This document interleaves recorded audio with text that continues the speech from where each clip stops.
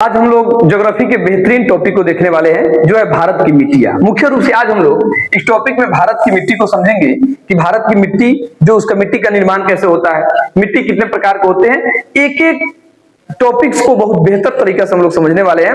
तो अगर आप सब उपस्थित हैं तो आइए शुरू करते हैं बिना देर किए और बढ़ते हैं अपने सेशन की ओर। तो सबसे पहले हम यही समझेंगे, देखिए यहाँ पे ध्यान दिया जाए, सबसे पहले हम इसी को समझते हैं। देखिए यहाँ पे हेडिंग दिया गया भारत की मिट्टियां, है ना, यानी भारत की मिट्टी के बारे में हम लोग को अध्ययन करना है। देखेंगे होता क्या है, सबसे पहले देखेंगे भारत में भौगोलिक विविधता के कारण अलग अलग प्रकार की मिट्टियां पाई जाती है ना। भारत में भौगोलिक विभिन्नता है। भौगोलिक विभिन्नता का मतलब समझते हैं। भौगोलिक विभिन्नता का मतलब क्या आपके दिमाग में है? भौगोलिक विभिन्नता क्या है? विभिन्नता क्या है?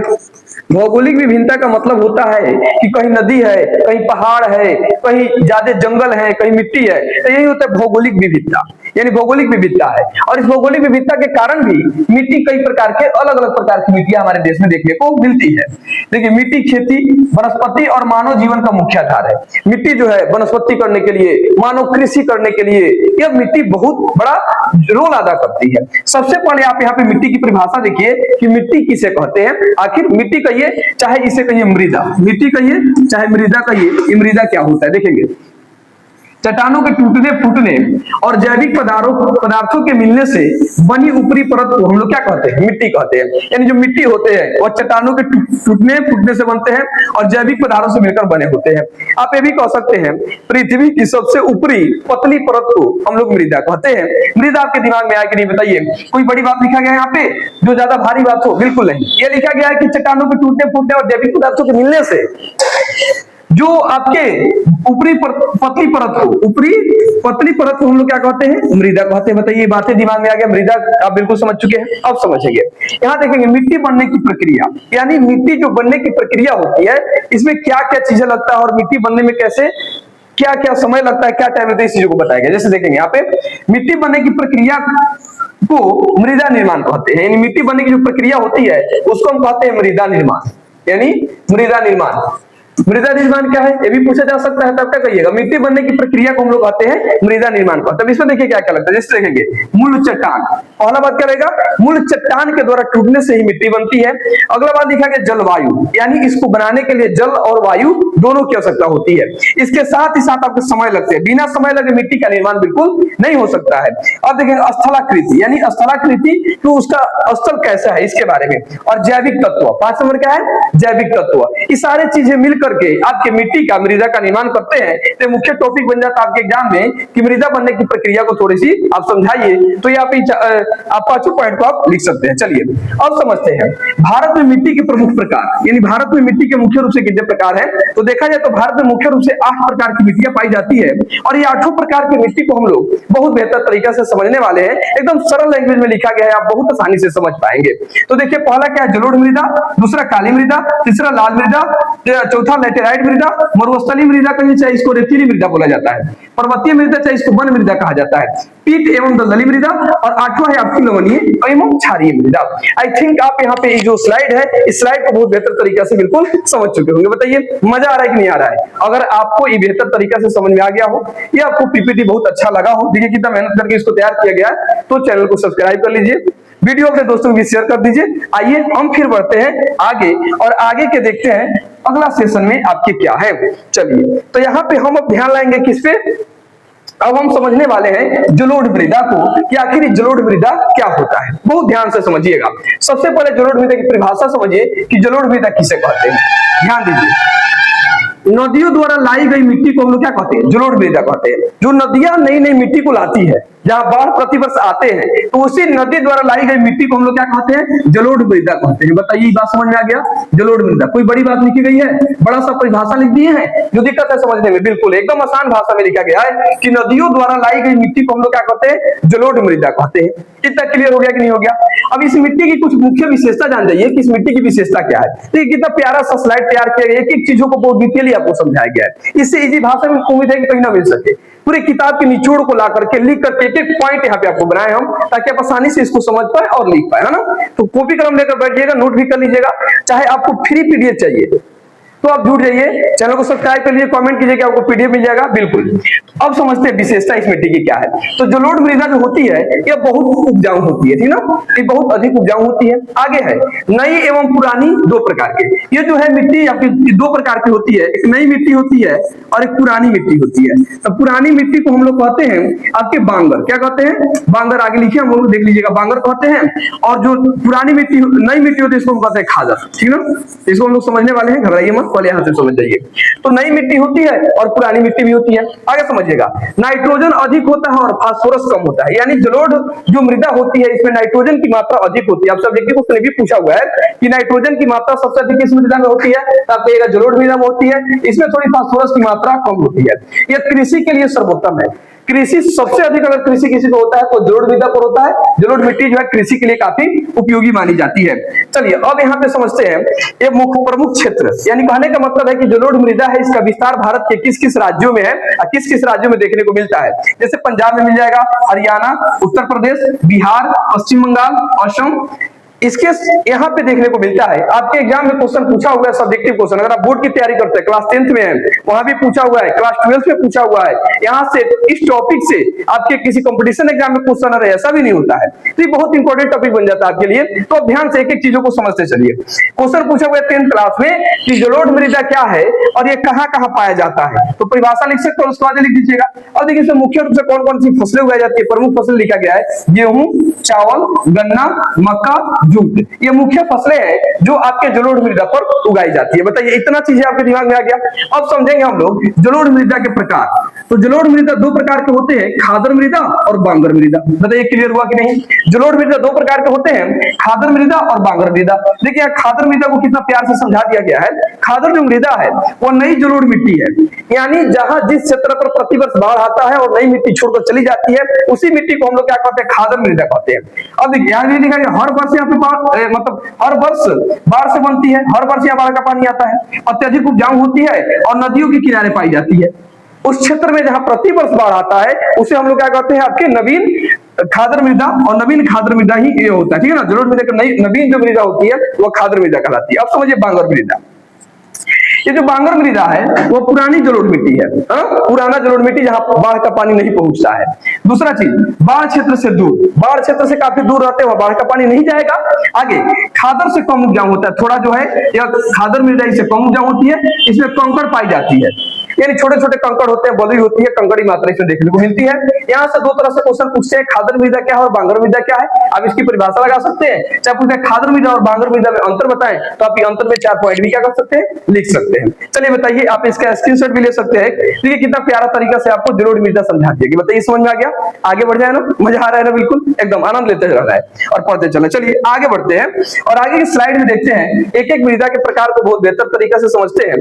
अब हम लोग देखेंगे, ध्यान दीजिएगा, काली मृदा को समझते हैं 2 नंबर में कि काली मृदा क्या है। काली मृदा को काली कपासी मृदा भी कहते हैं क्योंकि कपास के इसमें खेती सबसे अधिक होती है। तो आपसे कई बार क्वेश्चन पूछा हुआ है, बहुत इंपॉर्टेंट प्रश्न बन जाता है कि किस मृदा को काली कपासी मृदा कहते हैं। तो काली मृदा को काली कपासी मृदा कहा जाता है। क्यों कहा जाता है, क्योंकि सबसे अधिक इसमें कपास की खेती की जाती है, कपास सबसे अधिक उगाया जाता है।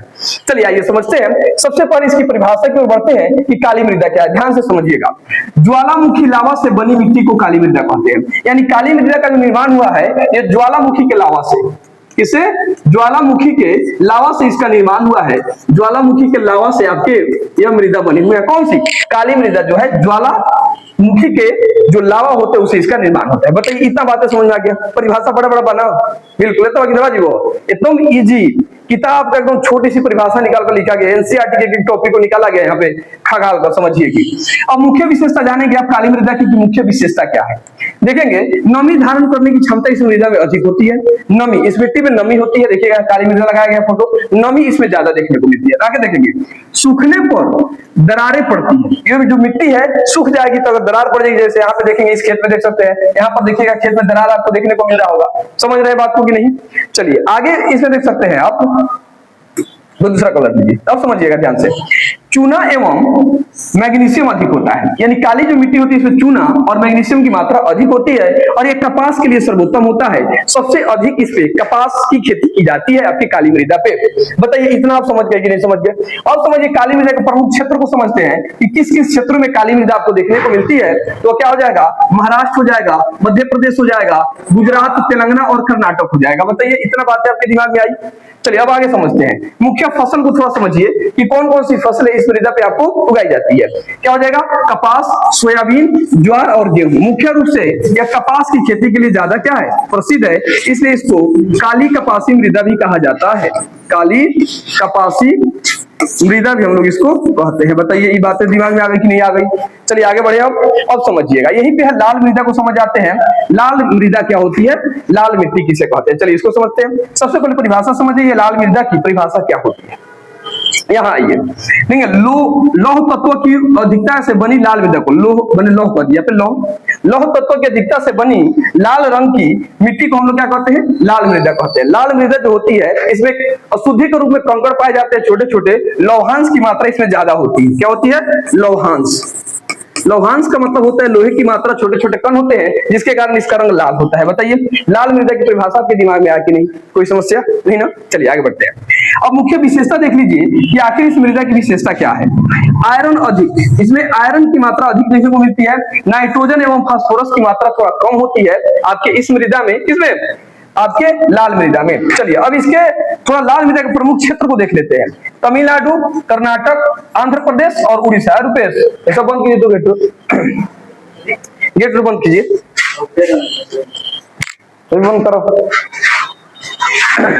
आगे डिस्टर्ब केरला को आगे डिस्टर्ब करो, बंद कीजिए। चलिए आगे बढ़े। चलिए आइए, आई थिंक आप इसको बहुत बेहतर तरीका से आप लाल मृदा और यहाँ पे काली मृदा को दोनों को समझ चुके होंगे। अब आइए आगे की स्लाइड में बढ़ते हैं और आगे समझते हैं क्या हो रहा है। तो आइए ध्यान लाइए यहाँ पे, अब समझिएगा, एकदम प्यार से समझना है इसको, किसी प्रकार की कोई समस्या नहीं, बस टाइम दीजिए, आनंद उठाते उसको पढ़िए। अब आइए, अब हम लोग चर्चा करते हैं लैटेराइट मृदा पे कि आखिर लैटेराइट मृदा क्या होता है। सबसे अच्छा एक मिनट यहाँ से एक चीज और जान जाएंगे, कौन कौन सी फसलें उगाई जाती है आपके। अच्छा इस स्लाइड में आ गया, अगले वाले स्लाइड में यहाँ पे आ गया, थोड़ा सा ध्यान दीजिएगा, अब समझिएगा। यहाँ पे आपको पढ़ाया गया है, यहाँ पे लाल मृदा के बारे में प्रमुख, किसके बारे में बताया आपको, प्रमुख क्षेत्र के बारे में आपको बता दिया है ना, समझिए थोड़ा ध्यान से। यहाँ पे हम आपको बता दिए हैं प्रमुख क्षेत्र के बारे में, किसके, लाल मृदा के बारे में। अब लाल मृदा में कौन कौन सी फसलें उगाई जाती है, इसको थोड़ा हम अगले स्लाइड में आ गया था, अगले स्लाइड में समझ जाते हैं। यहाँ पे समझ जाइए उसको ध्यान से, ध्यान लाइए बढ़िया से। यानी उसमें कौन कौन सी मुख्य फसलें उगाई जाती है, तो मूंगफली, बाजरा, ज्वार और दालें, ये आपकी लाल मृदा पर मुख्य रूप से उगाई जाने वाली फसलें हैं, इसको लाल मृदा पर उगाया जाता है। क्लियर हो गया ये बातें? चलिए अब समझते हैं। अब हम लाते हैं लैटेराइट मृदा पर कि लैटेराइट मृदा क्या होता है, इसको समझते हैं। ध्यान दीजिएगा, ये खास बातें को बाद में रखेंगे, सबसे पहले परिभाषा को समझ जाइए कि आखिर ये लैटेराइट मृदा क्या होता है, इसकी परिभाषा समझ लीजिएगा। अधिक वर्षा से पोषक तत्वों के क्षरण से बनी मिट्टी को हम लोग लैटेराइट मृदा कहते हैं। समझ में आया ना? यानी अधिक वर्षा से जिस पोषक तत्वों का क्षरण होता है उससे जो मिट्टी बनती है उसी मिट्टी को हम लोग कहते हैं लैटेराइट मृदा कहते हैं। चलिए इस लैटेराइट मृदा की मुख्य विशेषता समझ जाइए, अम्लीय प्रकृति का होता है। यानी लैटेराइट जो मृदा होता है यह अम्लीय होता है। कैसा होता है? अम्लीय होता है। यानी इसका पीएच मान जो होगा, पीएच मान जो होगा वह आपके 7 से कम होगा। क्या होगा? 7 से कम होता है। यानी कहने का मतलब है अम्लीय प्रवृत्ति की यह मृदा होती है लैटेराइट मृदा। उपजाऊ कम होती है, उतना उपजाऊ ये मिट्टी नहीं होती है जो लाल मृदा क्या है वो। अब समझिएगा, लोहे एवं एल्युमिनियम की अधिकता इस मृदा में, लैटेराइट जो मिट्टी है इस मृदा में आपके लोहा एवं एल्युमिनियम की मात्रा अधिक देखने को मिलती है। बताइए इतना क्लियर हो गया? आगे बढ़े ना, समझ में आ रहा है? चलिए अब समझिएगा। प्रमुख क्षेत्र देखिएगा, केरल, कर्नाटक, गोवा, महाराष्ट्र और उड़ीसा, इन क्षेत्रों में लैटेराइट मृदा देखने को मिलती है। आपके प्रमुख फसलें देखिए कौन कौन सी फसल उगाई जाती है, चाय, कॉफी और काजू। इन 3 फसलें मुख्य रूप से लैटेराइट मृदा पर उगाई जाती है। समस्या? कोई समस्या बोलिए नहीं ना? चलिए अब समझेंगे। खास बात यहाँ समझ जाइए इसी का, यह अधिक वर्षा वाले क्षेत्रों में मिलती है। जहां अधिक वर्षा होती है वहां पे लैटेराइट मृदा पाए जाते हैं और खाद डालने से खेती संभव होती है। या खाद डाल करके, उर्वरकों का प्रयोग करके, थोड़ा सिंचाई करके हम इसमें फसल को उगा सकते हैं। ठीक है, तो आप लैटेराइट मृदा की विशेषता को समझ गए। टोटल समझ में आ गया लेटराइट मृदा। अच्छा यहाँ पे जो खास बात था ना, ये जो खास बात थी आपके लाल मृदा की खास बात थी, इसलिए छोड़ दिया था इसको। लाल मृदा देखेंगे हवा के संपर्क में आने पर लाल हो जाती है, लाल मृदा की विशेषता यह। और सिंचाई से उपजाऊ बढ़ाई जा सकती है, सिंचाई करके लाल मृदा के बारे में है, लाल मृदा को हम लोग उपजाऊ को बढ़ा सकते हैं। क्लियर?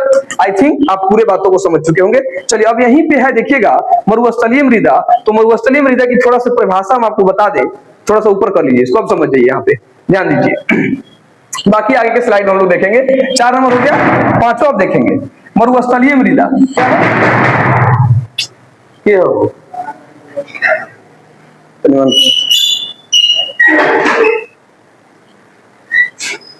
का सर बुझाता तुरिए दे मन करो ना ना, अब तो शुरू कर मन करो।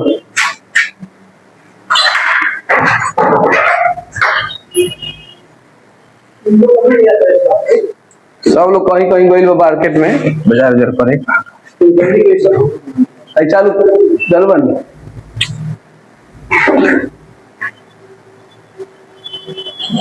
चलिए तो समझिए मरुस्थलीय मृदा की परिभाषा समझिए, इसकी परिभाषा क्या होती है।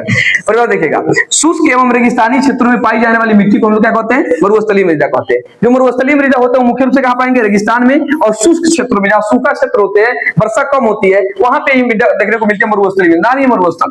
तो मरुस्थलीय मृदा जहाँ वर्षा कम पाई जाती है वहां, जैसे देखिएगा यहाँ पे क्या है, फिगर दिया गया आपके मरुस्थलीय मृदा का। चलिए आई थिंक आप इसको समझ चुके होंगे। अगले की स्लाइड में लोग बढ़ते हैं और देखेंगे अगला क्या हो रहा है हमारा, इसको ध्यान से समझिए एकदम बढ़िया तरीका से। अब हम अच्छा उसकी विशेषता पहले जान जाइए, इधर स्लाइड इधर उधर होने की वजह से थोड़ा गड़बड़। चलिए उसकी विशेषता जानिए। किस मृदा की, मरुस्थलीय मृदा की विशेषता समझिएगा। यह मिट्टी पर्वतीय क्षेत्रों में वनों के नीचे पाई जाती है ना। आगे देखेंगे ज्यादा वर्षा और ठंड के वातावरण में बनती है ना। क्लियर हो गया? अब परिभाषा इसके समझेंगे। अब समझिएगा कौन, पर्वतीय मृदा को, ठीक है ना, कि आखिर पर्वतीय मृदा क्या होता है। मरुस्थलीय मृदा क्लियर हो गया, पर्वतीय मृदा को समझिएगा। परिभाषा देखिए, अधिक वर्षा और जैविक पदार्थों के विघटन से बनी मिट्टी को हम लोग पर्वतीय मृदा कहते हैं। यानी जहां अधिक वर्षा होती है ना, और जैविक पदार्थों के विघटन से, विघटन मतलब टूटना होता है, क्या होता है, टूटना, यानी विघटन मतलब टूटना होता है, टूटने से जो मिट्टी बनती है उसी मिट्टी को हम लोग क्या कहते हैं, आपके समझिए पर्वतीय मृदा के नाम से जाना जाता है। कोई दिक्कत हो गया? कोई दिक्कत नहीं होगा। चलिए अब मुख्य विशेषता को समझेंगे, है ना। आइए मुख्य विशेषता क्या है, गहरी भूरी ए से काली रंग की होती है। जो पर्वतीय मृदा होती है थोड़ा गहरी होती है, भूरी होती है और काली रंग की मिट्टी होती है। जैविक पदार्थों से भरपूर, यानी इसमें जो है जैविक पदार्थ भरपूर मात्रा में पाए जाते हैं। अब समझिए अम्लीय प्रवृत्ति का होता है, ये भी जो होता है पर्वतीय मृदा वो अम्लीय प्रवृत्ति का होता है। किस प्रवृत्ति का, अम्लीय प्रवृत्ति को देखने को मिल जाता है। असल ये पोषक तत्व से समृद्ध होता है पर्वतीय मृदा, जो पोषक तत्व एकदम भरपूर मात्रा में पाए जाते हैं। अब इसमें देखिए प्रमुख क्षेत्र, किस किस क्षेत्रों में आपको पर्वतीय मृदा देखने को मिलती है। समझिए हिमालय, पश्चिमी घाट, पूर्वोत्तर भारत, झारखंड और उत्तराखंड में यह मिट्टी देखने को मिल जाती है आपको पर्वतीय मृदा। प्रमुख फसल कौन कौन सी फसलें उगाई जाती है, देख लीजिए, चाय, कॉफी, मसाले, फल और सब्जियां, यह जो है इसके मुख्य फसल के रूप में आ जाते हैं आपके पर्वतीय मृदा में। बताइए क्लियर हो गया कि नहीं हो गया? अब यहीं पे समझिए आप पीठ एवं दलदली मिट्टी, यानी 7वां जो है सेकेंड लास्ट, इसके बाद लास्ट आप पढ़ लीजिएगा, क्लियर हो जाएगा।